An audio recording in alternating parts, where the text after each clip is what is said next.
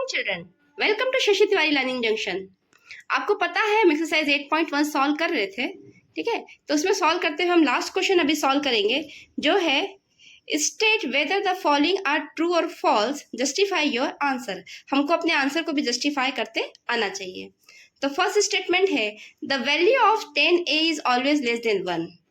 ये false statement है, क्योंकि आपको पता है कि 1060 की वैल्यू √3 होती है, जिसकी वैल्यू होती है 1.732। तो ये 1 से ज़्यादा है, मीन्स 10 की वैल्यू 1 से ज़्यादा हो सकती है। This is the false statement.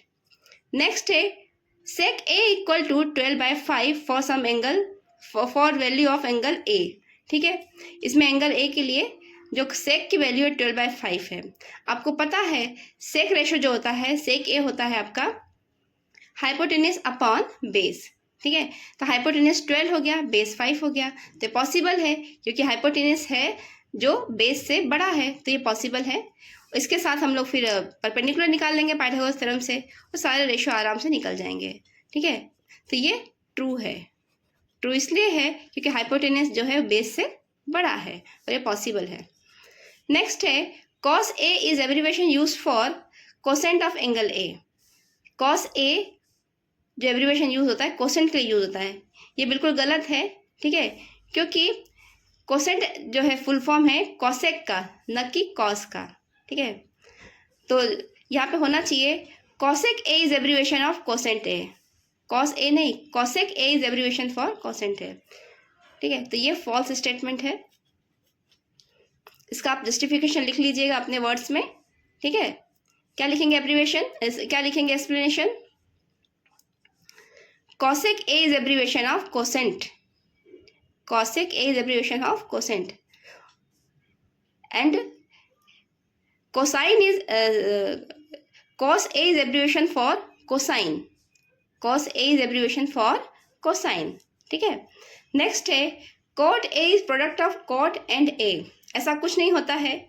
ठीक है, cot a कोई प्रोडक्ट इसमें होता नहीं है, क्योंकि ये अपने आप में कंप्लीट एक ये स्टेटमेंट है। कॉट का अपने आप में कोई वैल्यू नहीं है। ठीक है, कॉट ए का ही एक कॉट ए मीन्स इसके रिलेशन में हमको कॉट ए के रेफरेंस में हम लोग कॉट के रेशो निकाल रहे हैं। तो कॉट अपने आप में मीनिंगलेस है, इसका कोई प्रोडक्ट कुछ नहीं होता है। कॉट ए अपने आप में कंप्लीट टर्म है। ठीक है, तो ये फॉल्स स्टेटमेंट है। नेक्स्ट है sine theta equal to 4/3 for some angle theta. कोई एंगल थीटा है, उसके लिए साइन की वैल्यू है 4/3। इसको थोड़ा ध्यान से समझिएगा। साइन थीटा आपको पता है होता क्या है, perpendicular upon hypotenuse, perpendicular upon hypotenuse. तो परपेंडिकुलर होगा 4 के समथिंग होगा, और हाइपोटेनियस 3 के होगा। तो देखिए हाइपोटेनियस जो है यहाँ पे छोटा है, परपेंडिकुलर बड़ा है, जो कि पॉसिबल नहीं है, क्योंकि आपने पाइथागोरस थ्योरम पढ़ी है, जिसमें कि आपको पता है कि हाइपोटेनियस जो होती है लॉन्गेस्ट साइड होती है। Hypotenuse is longest side of right angle triangle. तो लेकिन या तो परपेंडिकुलर बड़ा हो गया है, 4 बड़ा हो गया है ना। This is not possible. अब तो आंसर लिख लीजिएगा, this is false statement, because sine theta equal to 4/3 means hypotenuse is bigger than perpendicular and that is not possible. ठीक है, तो ये हमने सॉल्व कर लिया। सारे क्वेश्चंस, सारे आंसर्स हमको मिल चुके हैं। अगर वीडियो अच्छा लगा हो तो लाइक और सब्सक्राइब करिए। अपना ख्याल रखिए।